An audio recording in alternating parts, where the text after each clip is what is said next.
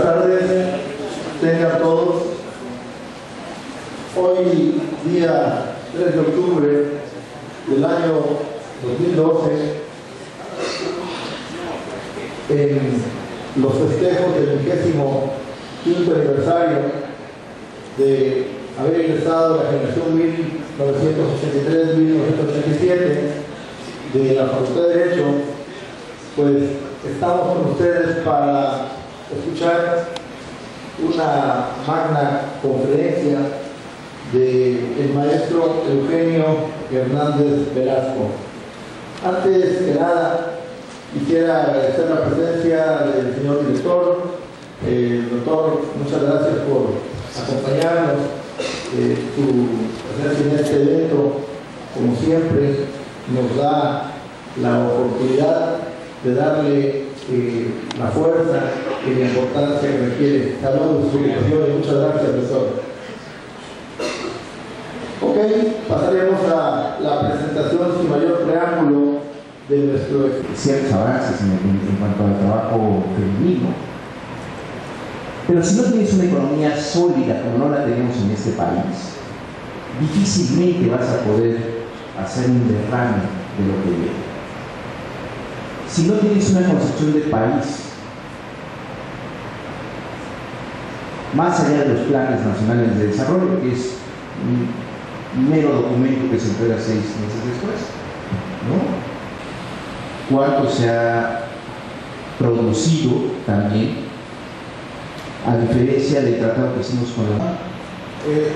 Evidentemente, los diálogos en términos de la necesidad de las reformas que es vista desde todos los espectros políticos del país, izquierda, derecha y centro, no representan más que precisamente asumir esos paradigmas nuevos, ¿no?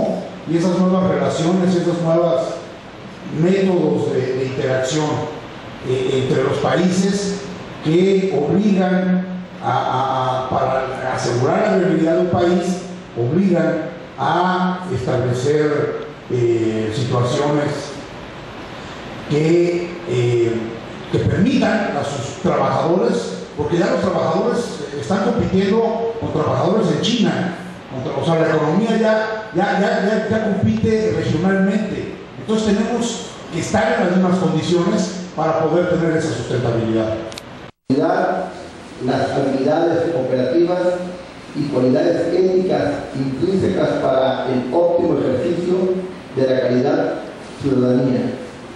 En las páginas de su magna obra, Hernández Velasco propone 10 dimensiones de vinculación de cada individuo con la arena pública, en la que entrevé los aspectos ético-ideológicos con gran capacidad para entender y aprovechar la diversidad y profundidad de los ámbitos de intervención del Estado en la vida de cada persona. Nuestro disertante propone que la reducción de los aspectos de inequidad que distinguen a nuestra sociedad solo será posible en tanto se mejore cuantitativamente y cualitativamente la manera en que los individuos se relacionen con su polis. Sin mayor preámbulo, le damos la cordial bienvenida a nuestro expositor, a quien le cedo el uso de la voz.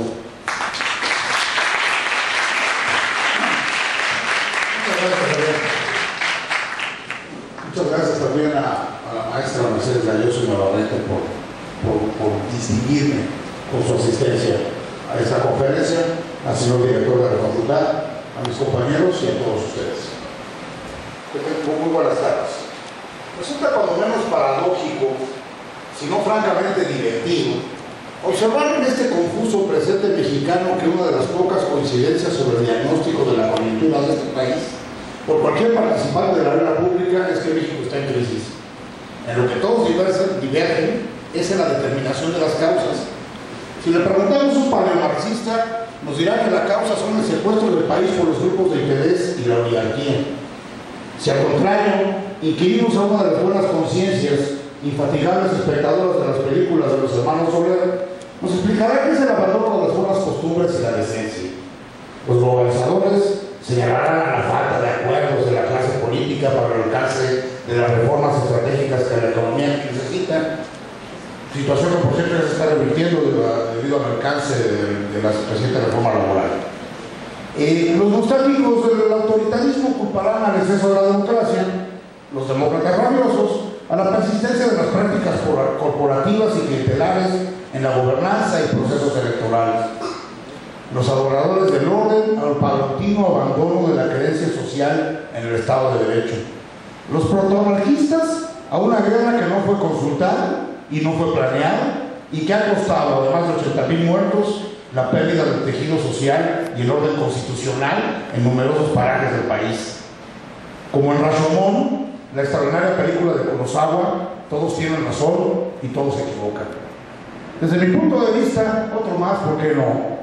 El fundamento del problema reside en los bajísimos niveles de involucramiento de la mayoría de los ciudadanos en los diversos espacios definitorios de la multitud de aspectos coyunturales y estratégicos que componen la agenda política nacional. Los mexicanos nos involucramos poco y nos involucramos mal, además ineficazmente. En México existen más súbditos que ciudadanos, y sobre esta idea pergeñé, me apresuro a disculparlo por el guayabazo, un pequeño opúsculo que, como refirió un amable presentador, el doctor Castellanos, obtuvo el premio Sergio Galindo del IBEC en el ya lejano 2008. Hoy, casi 5 años después, lo que me aterra es la descorazonadora vigencia de las ideas que vertebraron este libro. Cuando analizamos el concepto de Sartori sobre lo que es el método democrático, salta a la vista la principal deficiencia operativa de nuestra interpretación institucional. Si democracia es, según el filósofo italiano, el mecanismo que genera una poliarquía abierta cuya competición en el mercado electoral atribuye poder al pueblo y específicamente impone la respuesta de los elegidos frente a sus electores, queda manifiesto que la incapacidad de la mayoría de nuestros ciudadanos para ejercer con eficacia el derecho de participar en el poder deliberativo y judicial de la ciudad, como nos lo pedía Aristóteles en su reflexión sobre la cosa pública política, hace que la democracia mexicana sea una democracia incompleta. Se puede afirmar, desde un ángulo que subraya aspectos operativos sobre postulados declarativos, que la igualdad entre los ciudadanos es el gran faltante de nuestra organización política. La diversidad de los niveles de información incide, en la mayoría de los casos, en una resolución perversa del dilema entre la enunciación formal de un derecho que, como las libertades políticas, se entienden universales, y la capacidad real de cada individuo para ejercer ese derecho. En México existen, como en la granja de Orwell, ciudadanos más iguales que otros. Cabe aclarar que al referirnos a término de igualdad, ¿no?, antes de que nos espantemos, utilizamos un sentido proporcional del término. Al asumir como Hobbes que la naturaleza ha hecho a los hombres tan iguales en sus capacidades físicas e intelectuales, queda claro que la relevancia política, económica y social resultante del ejercicio de dichos atributos reside en cada persona. Si bien el liberalismo clásico sostenía la igualdad como realizable a partir de una asignación igual de los derechos fundamentales a la vida, a la libertad y a la propiedad, tal como lo expuso Alexander Hamilton en El Federalista, es claro que en la realidad esta concepción isonómica ha sido rebasada por la complejidad de las organizaciones públicas modernas, que impone a los individuos establecer, con sus diversas estructuras, vínculos que van más allá del mero ámbito jurídico, donde se expresa esta igualdad formalmente. En este sentido, al planteamiento del Estagirita, a cada quien de acuerdo a sus méritos, yo especifico, a cada quien de acuerdo a su eficacia. Y en esto se basa la solución que propongo, la cual gana la misma vigencia después de 5 años. Si, como plantea John Rawls, pensamos en la sociedad como un sistema equitativo de cooperación, entonces tenemos que usar la idea colateral de que las personas libres e iguales como personas que pueden, como personas que pueden desempeñar el papel de miembros plenamente cooperativos. Un ciudadano es aquel que puede ser un participante libre e igual toda una vida. Es claro que para cumplir el ideal cooperativo propio de estas sociedades justas, de acuerdo al planteamiento del catedrático de Harvard, se requiere ampliar los valores y capacidades de los individuos definitorias de su incidencia en los diversos ámbitos de la arena pública y así contrarrestar el predominio del interés de grupos contra el interés general. Si partimos de la definición que Joseph Schumpeter formuló sobre la democracia como aquella sagacidad institucional para llegar a decisiones políticas en las que algunas personas adquieren el poder de decidir mediante una lucha competitiva por el voto popular, queda claro que un demos más informado y consciente tanto de los temas coyunturales y estratégicos que componen la agenda pública como de las posiciones sobre estos de los actores que luchan por los espacios donde dicha agenda deviene en acción gubernamental, se transformará en este contexto de competitividad electoral en un incentivo para el mejoramiento de los programas y prácticas del poder estatal. Para ello, para alcanzar esto, me permito proponer 10 elementos que incluyen habilidades operativas y valores éticos que permitirán que cada individuo ejerza de una manera eficaz los espacios de incidencia personal para la definición de las acciones públicas que son consustanciales a todo sistema político que se asuma democrático como el nuestro. Si el pensamiento democrático define a las personas como libres e iguales, el poseer estas facultades en un grado mínimo requerido para ser miembros plenamente cooperantes de la sociedad hace a las personas iguales. Ya no podemos decir, como el doctor Johnson, que las actividades del gobierno ejercen poca influencia sobre la felicidad de los individuos. Al entender el ejercicio de la ciudadanía como relación con el imaginario político y la comunidad, tal y como lo exponía el filósofo socialista Cornelius Castoriadis, queda claro que reside en las capacidades de cada persona el pleno aprovechamiento de esos nexos y con ello el cumplimiento objetivo de la aspiración igualitaria que sustenta a las democracias.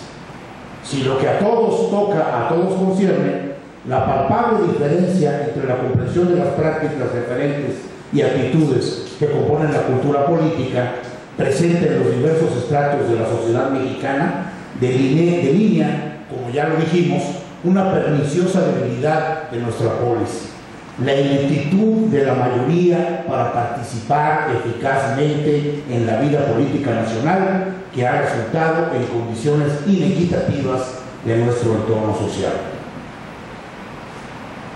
Es racional suponer que el éxito en la incidencia de cada individuo en la asamblea pública ampliará la percepción de gobernabilidad de inmediato, supondrá un factor de mejoramiento paulatino de las estructuras que integran a la polis y permitirá elevar la sustentabilidad de su futuro y el de su comunidad. El único autogobierno posible en el contexto de la representatividad que distingue la dirección de las sociedades modernas comienza por el empoderamiento de los ciudadanos sobre sus asuntos políticos. Teorizo sobre una decena de caminos para lograrlo. El primero de ellos